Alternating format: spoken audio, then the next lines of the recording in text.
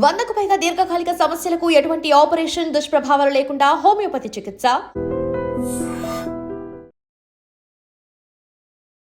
Welcome to I dream. నేను Udayasri. IBS అలాగే gastric problems అంటే ఏంటి, వీటికి హోమియోలో ఎలాంటి ట్రీట్మెంట్స్ అవైలబుల్ ఉన్నాయి అడిగి తెలుసుకుందాం. హోమియో కేర్ ఇంటర్నేషనల్ నుంచి డాక్టర్ అర్చన గారు ఉన్నారు, మాట్లాడదాం. హలో అండి. హలో. ఏంటండి ఐబిఎస్ ప్రాబ్లమ్స్ అంటే ఏంటి?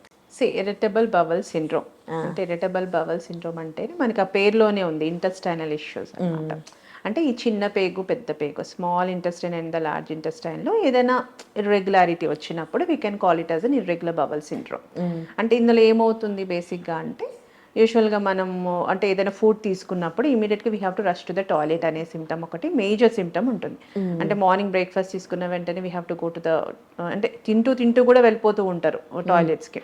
ఈవెన్ కొన్ని ఫుడ్ వాళ్ళకి పడదు, లైక్ ఇప్పుడు డైరీ ప్రోడక్ట్స్ తీసుకున్నారు అనుకోండి, మిల్క్ తీసుకున్నారు ఫర్ ఎగ్జాంపుల్, అప్పుడు వెంటనే they have to rush to the toilet. ఏదైనా స్పైసెస్ నాన్ వెజిటేరియన్ ఎక్కువ తీసుకున్నారు, they have to rush to the toilets. అంత severe urge for the stool అనేది one of the symptom in irritable bowel syndrome. At the same time మనకి కడుపులో గురుగురు అనే sound రావటం, కడుపులో నొప్పిలాగా అనిపించటం, తర్వాత గ్యాస్ ఎక్కువగా ఉండటం, బ్లోటింగ్ ఎక్కువగా ఉండటం, తేన్పుల్లాగా రావటం, దీంతో పాటుగా మనకి కాన్స్టిపేషన్ మలబద్ధక సమస్య కూడా ఉంటుంది. కొన్ని కండిషన్స్ ఏంటి అంటే తిన్న వెంటనే they have to go to the toilet immediately. కొన్నిసార్లు ఏమవుతుంది అసలు 3-4 రోజులైనా కూడా మోషన్ రాదు, కాన్స్టిపేషన్ కింద వస్తుంది. సో ఇది కూడా one of the IBS symptom అనే చెప్తాము. సో ఈ కండిషన్స్ లో ఏ ప్రాబ్లం ఉన్నా కూడా మనం ఏంటంటే మనకి గట్ ప్రాబ్లం ఉంది అని చెప్పేసి మనం ప్రాపర్గా ప్రికాషన్స్ తీసుకోవాలి. ఫస్ట్ మనం ఐబిఎస్లో స్టాప్ చేయాల్సిన ఫుడ్ నాన్ వెజిటేరియన్ అనేది చాలా వరకు తగ్గించాలి. ఎక్కువ బయట ఫుడ్ అనేది స్ట్రీట్ ఫుడ్ లాంటిది అలాంటిది తగ్గించాల్సి ఉంటుంది. డీప్ ఆయిలీ స్టఫ్ అనేది తగ్గించాలి.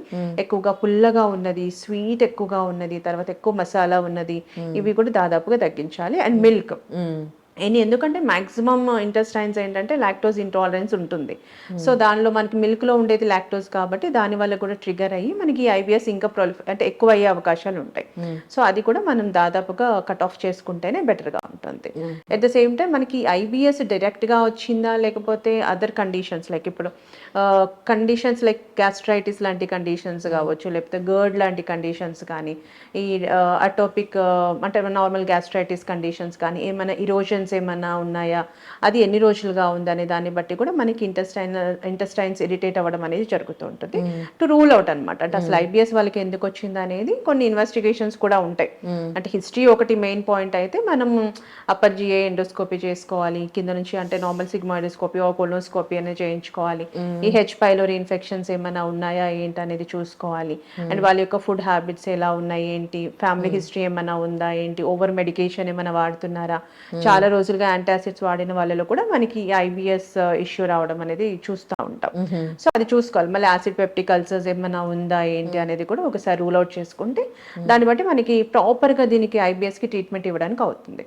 లేదు ప్రాపర్ డయాగ్నోసిస్ అనేది సరిగా రాలేదు, ఎలిమెంట్ ఫ్యాక్టర్ సరిగా లేదు, అసలు ఎందుకు వీళ్ళకి వచ్చింది అనేది తెలియనప్పుడు మనకి ట్రీట్మెంట్ కూడా అలానే ఉంటుంది అనమాట. కంప్లీట్గా రికవరీ అవ్వడం కష్టం. ఎందుకంటే ఇప్పుడు ఐబిఎస్ కంప్లీట్గా ట్రీట్మెంట్ చేసుకోకపోయినా ప్రాబ్లమే. ఎందుకంటే బయట మన సోషలైజేషన్ బయటకు వెళ్ళినప్పుడు మనకి ఎక్కడ పక్కనే ఉండదు కదా టాయిలెట్స్, అప్పుడు ప్రాబ్లం అవుతుంది. కాబట్టి దానికి మనకి ఇట్లా ఇమీడియట్ గా వస్తోంది రష్ టు ద టాయిలెట్ అనే సిమ్టమ్ ఉంది, వేరే అదర్ సిమ్టమ్స్ లేవు అన్నప్పుడు కూడా మనం ఒకసారి గట్ని పరిశీలించుకోవాల్సిన అవసరం ఉంటుంది. దానికి తగ్గట్టుగా ప్రాపర్ హెల్త్ కేర్ ప్రొఫెషనల్స్ కలవాల్సి ఉంటుంది. వాళ్ళు ఏమైనా ఇన్వెస్టిగేషన్స్ లైక్ ఇప్పుడు నేను చెప్పినట్టుగా ఎండోస్కోపీ కానీ లేకపోతే కొలోనోస్కోపీ కానీ చేయించుకొని దానికి తగ్గట్టు ట్రీట్మెంట్స్ తీసుకుంటే బెటర్గా ఉంటుంది. గ్యాస్ట్రైటిస్ ప్రాబ్లమ్ కి ఐబిఎస్ కి ఏమైనా సంబంధం ఉందా?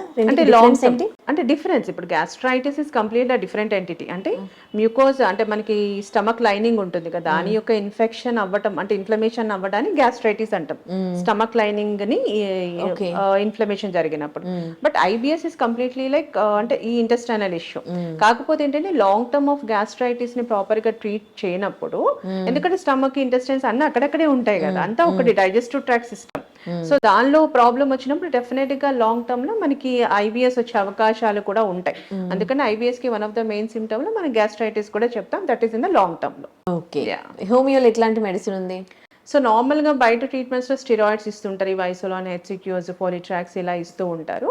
ఇది కూడా మనం ఏంటంటే మనము యాంటీబయాటిక్స్, స్టిరాయిడ్స్ అనేది మనకి హోమియోలో ఉండదు కాబట్టి యాంటాసిడ్స్ లాంటివి కూడా ఉండవు. వాళ్ళ యొక్క కండిషన్ని బట్టి మనకు ఆ అంటే ఆ పేషెంట్కి ఆ టైంలో ఏమి ఇవ్వాలి అనే దాన్ని బట్టి మెడికేషన్స్ ఇవ్వడం జరుగుతుంది.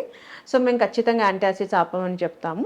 అండ్ ఫుడ్ కూడా ఖచ్చితంగా, ఇప్పుడు నేను డైరీ ప్రోడక్ట్స్ చెప్పాను, అంటే లైక్ మిల్క్ అనేది కంప్లీట్గా జీరో చేయాలి, నాన్ వెజిటేరియన్ అనేది మినిమైజ్ చేసుకోవాలి. Even alcohol smoking also triggers and IBS and gastritis. And long term ఒకదానికొకటి మీల్కి డిస్టెన్స్ ఉంటుంది కదా, అంటే మనం పొద్దున ఎప్పుడో తినేసి మళ్ళీ 8 hours తర్వాత తింటాను, మళ్ళీ ఇమీడియట్గా 3 hours తింటానని కాదు. ఒక ప్రాపర్ మీల్ టైం అనేది పెట్టుకోండి. వీలైతే షార్ట్ మీల్స్ 4 times తీసుకోండి అని చెప్తుంటాం. ఎక్కువ టీ కాఫీ తాగొద్దు అని చెప్తూ ఉంటాం. అవి చెప్తూ మనం హోమియోపతి కాన్స్టిట్యూషన్ మెడిసిన్ ఇవ్వడం జరుగుతుంది. అయితే దాదాపుగా ఇప్పుడు మా IBS లో ఏంటంటే బయట మెడికేషన్స్ వాడుతూ తగ్గక మా దగ్గరికి వచ్చిన వాళ్ళు ఉంటారు.